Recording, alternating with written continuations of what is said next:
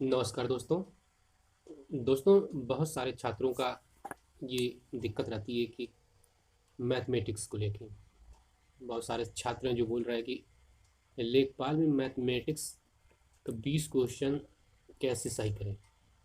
दोस्तों 20 नहीं, आप 25 में 25 क्वेश्चन सही कर सकते हैं। जिन्हें मैथमेटिक्स नहीं आती वो भी इस चीज़ को कर सकते हैं।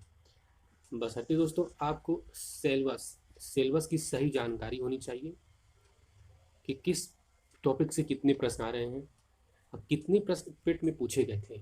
आप इस चीज़ को ध्यान रखिए कि पेट में कितने प्रश्न पूछे गए थे और किस टॉपिक से और कौन कौन टॉपिक जो है पेट में आए थे।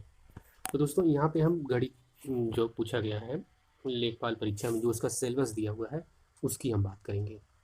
तो उसमें इसमें देखिए तीन पार्ट में डिवाइड किया गया है। गणित, एक अंक गणित है, सांख्यिकी और बीज गणित है। तो दोस्तों इसमें हमको समझना पड़ेगा इसमें सबसे इजी पोर्शन कौन है, अंकगणित का है, सांख्यिकी का है या बीजगणित का है। क्योंकि आप दोस्तों देख रहे हैं जो पिट का परीक्षा था, पिट में सांख्यिकी का आपका 20 प्रश्न आया था। 20 क्वेश्चन पिट में सांख्यिकी का आया हुआ था और 5 क्वेश्चन आपका मैथमेटिक्स का आया था, जिसे अंकगणित कहते हैं। इसका आया था 5 क्वेश्चन। ये पिट एग्जाम की बात हम कर रहे हैं।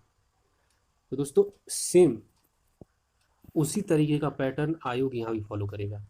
तो क्योंकि इसमें आयोग देखता है किसी बच्चे का मैथमेटिक्स मतलब अंकगणित मजबूत होता है, किसी का सांख्यिकी मजबूत होता है, किसी का बीजगणित मजबूत होता है और किसी का दोनों नहीं, तीनों नहीं होते हैं मजबूत। तो आयोग इसमें एक सामंजस्य बैठाने की कोशिश करता है कि इन तीनों टॉपिकों में सबसे इजी टॉपिक कौन सा है जिसे बच्चे आसानी से कर लें। तो इसमें सभी बच्चों के लिए सांख्यिकी सबसे इजी माना जाता है कि सांख्यिकी जो है बच्चे आराम से कर सकते हैं। तो आप अधिकतर प्रश्न किसी भी परीक्षा में आप ले लीजिए जिसमें ये डिसाइड नहीं होता कि कितने प्रश्न किससे पूछे जाएंगे, तो वहाँ पे जनरली आप देखेंगे अगर सांख्यिकी का टॉपिक जुड़ा हुआ है तो वहाँ सांख्यिकी से सबसे ज़्यादा प्रश्न आते हैं। क्योंकि ये सभी बच्चों को एक लाइन मिला देता है, जिसे मैथमेटिक्स आता है हो, जिसे नहीं आता हो। फिर उसके बाद आप अंकगणित की बात करते हैं। अंकगणित थोड़ा सा सांख्यिकी से टफ माना जाता है, बीजगणित उसे भी थोड़ा सा टफ माना जाता है कि बहुत जिन्हें मैथ आता है उनके लिए नहीं, जिन्हें मैथ नहीं आता उनके लिए बात कर रहे हैं हम। तो इसमें उसी तरीके से सांख्यिकी में आप देखे होंगे 20 क्वेश्चन जो है ये पिट परीक्षा में पूछा गया था। और मैं अंकगणित का आपको देखेंगे 5 प्रश्न पूछा होता है। सेम पैटर्न लेखपाल की 25 क्वेश्चन में यही फॉलो होने वाला है कि सांख्यिकी का प्रश्न उस 25 में आपको कम से कम 15 क्वेश्चन आपको मिलेंगे। सांख्यिकी का 15 क्वेश्चन आपको लेखपाल में मिलेंगे, ये आपको ध्यान रखना है।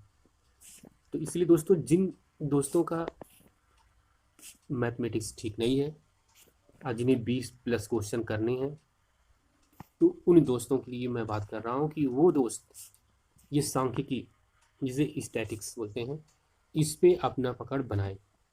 यहाँ से 15 क्वेश्चन से कम नहीं आएगा, ये ध्यान में रख लें कि सांख्यिकी से लेखपाल में 15 क्वेश्चन आएंगे, यहाँ पे वो पकड़ बना लें। तो दोस्तों सांख्यिकी में देखिए इजी दम आपको दिए होंगे पेट का एग्जाम, तो उसमें इजी दिया था। देखिए ये बारंबारता सारणी वाला प्रश्न दिया था, कितना इजी। आयत चित्र का दिया था, केंद्रीय माप, समांतर माप, ये माध्यिका वाला, बाहुल्यक वाले, ये सारे प्रश्न उसमें एकदम इजी टाइप में दिए होते हैं। तो आप इन्हें आसानी से सॉल्व कर सकते हैं। जो उसमें पाई चार्ट में देखें आप, लाभ हानि से भी प्रश्न जोड़ देता है, आयत चित्र में जोड़ देता है, पाई चार्ट में, दंड चार्ट में जोड़ देता है। तो इसमें पेट को आप ध्यान में रखिए कि पेट में कैसे कैसे सांख्यिकी से प्रश्न आए थे, चाहे दंड चार्ट हो, पाई चार्ट हो, आंकड़ों का कैसे निरूपण किया गया था, आयत चित्र और केंद्रीय माप से जो है समांतर माध्य, माध्यिका, बहुलक, ये बहुत सारे बहुत ही सरल, बहुत ही इजी होते हैं।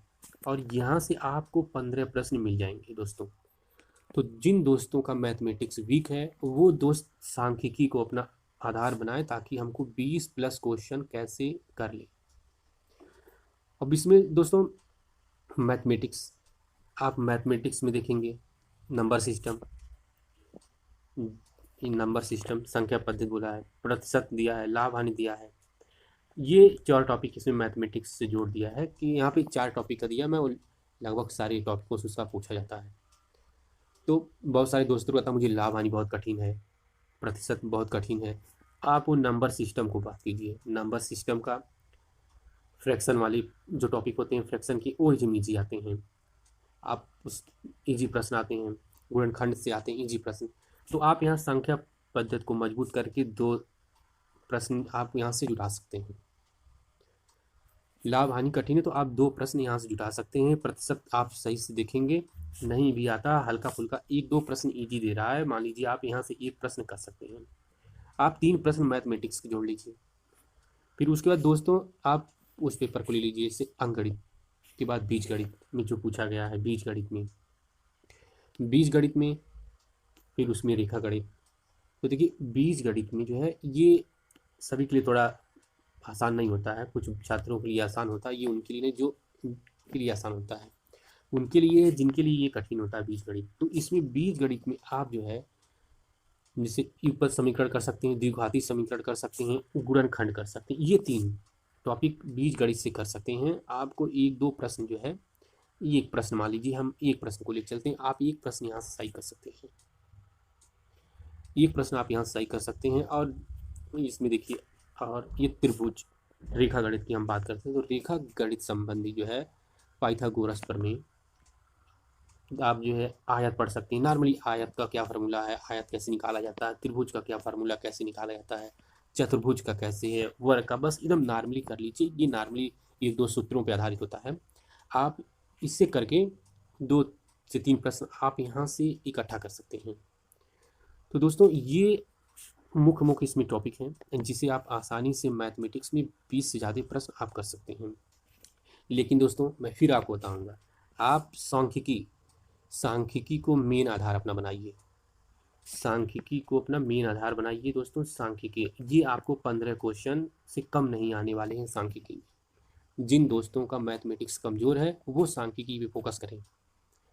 और फिर उसके बाद अंकगणित में आप नंबर सिस्टम, जिसे नॉर्मली फ्रैक्शन और क्वेश्चन देते हैं, उसको ध्यान रखें।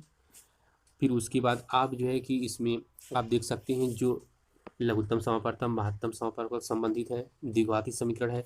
त्रिभुज में आप एकदम नॉर्मली 2 सूत्र त्रिभुज का याद रखिए, केवल 2 सूत्र। आयत का 1-2 सूत्र याद कीजिए, वर्ग का 1-2 सूत्र याद कीजिए, ज़्यादा नहीं 1-2 सूत्र, एकदम नॉर्मली प्रश्न आएगा, बस वो सूत्र आपको याद रहेंगे, उस पर आप रख लीजिए। त्रिभुज हुआ, आयत हुआ, वर्ग हुआ, समांतर त्रिभुज, चतुर्भुज, 1-1 2-2 सूत्र इसका याद रखिए, एकदम उसी पे रखना रहता है डाटा को, आप कर लेंगे। और 20 प्रश्न जो है आपके 20 प्लस प्रश्न सही हो जाएंगे। तो दोस्तों ये रहा गणित की बातें।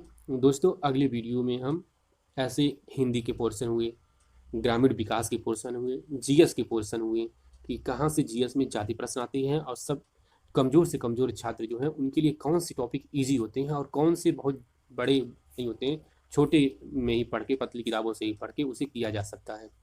तो दोस्तों अगली वीडियो में हम उसकी बात करेंगे। दोस्तों अगर ये वीडियो आपको अच्छा लगा हो तो इसे खूब शेयर करें, चैनल को सब्सक्राइब करें। धन्यवाद दोस्तों।